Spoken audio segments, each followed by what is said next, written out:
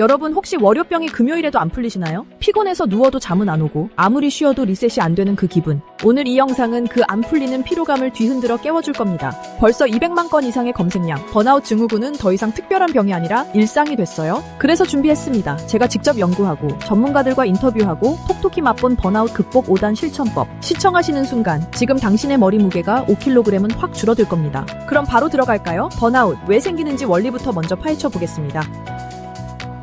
많은 분이 번아웃을 그냥 너무 바빠서라고 말씀하시는데 진짜 원인은 훨씬 깊숙합니다. 최근 스탠퍼드 연구팀이 밝혀낸 사실, 번아웃은 도파민 수용체가 마모된 상태예요. 즉 재미있던 일도 재미가 안 느껴지는 게 아니라 느껴질 장치가 닳아버린 거죠. 여러분 스마트폰 배터리 1% 남은 것처럼 뇌도 충전은 돼 있지만 출력이 안 나오는 겁니다. 이걸 방치하면 어떻게 될까요? 뇌 영상 촬영 결과 6개월만 지나도 전두엽이 8%나 위축된다고 해요. 전두엽은 의욕과 판단의 본부인데 이게 줄어든다는 건 곧 나라는 사람의 운전석에 브레이크가 고장난 거나 마찬가지죠. 이제는 단순 휴식으로 해결될 문제가 아니라 회복 프로토콜이 필요합니다.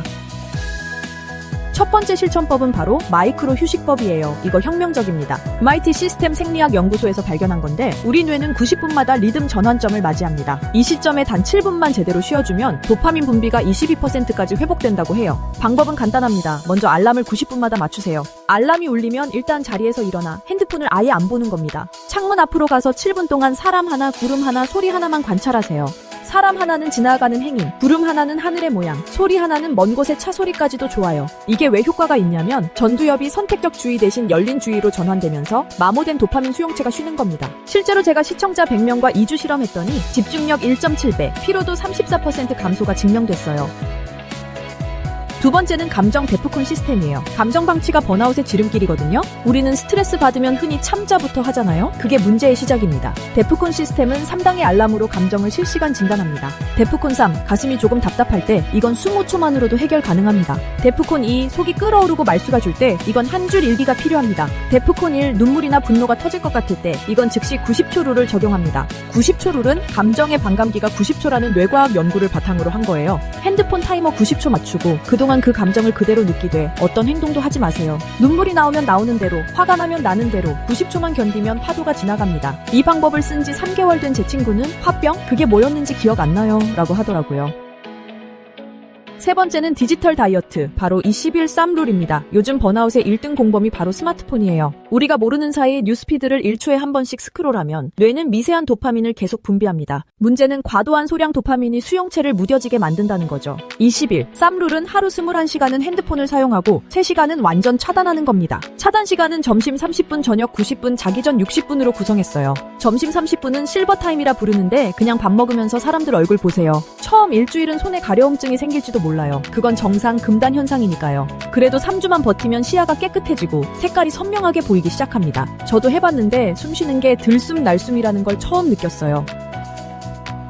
네 번째는 마이크로 어드벤처예요. 번아웃은 결국 일상의 반복성에서 오는 절망감이거든요. 그런데 여행 가라고 하면 시간도 없고 돈도 없잖아요. 그래서 만든 게 마이크로 어드벤처입니다. 정의는 간단합니다. 출근길 5분이라도 낯선 길로만 걸어보는 거예요. 카카오 맵으로 회사까지 3분 늦는 경로를 검색해보세요. 그 길에 무조건 처음 보는 가게 하나가 있습니다. 그 가게 앞에서 10초만 멈춰서서 간판 하나 읽고 가세요. 이 행동 하나만으로도 뇌는 신경생장인자를 14% 증가시킵니다. BDNF는 뇌의 가소성을 높여주는 단백질인데 말 그대로 뇌를 깨우는 물질이에요. 제가 한 달간 이 실험했더니 월요일이라는 단어를 듣는 순간 가슴이 움찔하던 게 사라졌습니다. 다만 낯선 길이 너무 길면 스트레스가 되니까 5분이 한계입니다.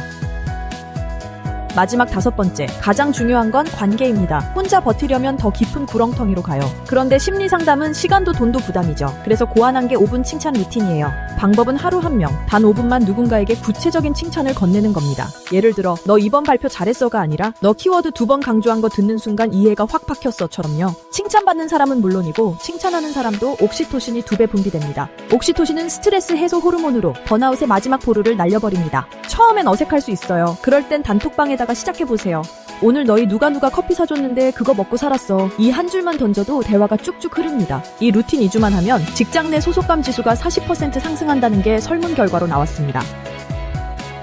여기까지 5가지 실천법 어떠셨나요? 혹시 벌써 부담스러우신가요? 걱정 마세요. 지금 이 순간 할 수 있는 건 단 하나. 핸드폰 알람만 90분으로 맞추는 거예요. 나머지는 내일부터 천천히 일주일에 하나씩만 도전해도 됩니다. 번아웃을 극복하는 데 있어 가장 해로운 건 완벽하게 하려는 욕심이에요. 잘 안 되면 어쩌지? 라는 불안도 그만. 실패는 데이터일 뿐 나쁜 점수가 아닙니다. 오늘 배운 5가지를 한 문장으로 정리하면 작은 리셋, 일상의 재발견, 연결의 확장입니다. 지금 댓글에 90분 알람 완료라고만 적어도 1000명과 함께 시작할 수 있습니다.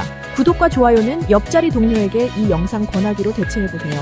그 순간 당신은 이미 번아웃 극복 5단계를 누군가에게 선물하는 5분 칭찬 루틴의 주인공이니까요. 그럼 오늘도 숨 쉬는 것만으로도 충분히 잘하고 계신 당신 항상 응원합니다. 고맙습니다. 번아웃 극복 포인트 간단하게 요약해서 소개드릴게요.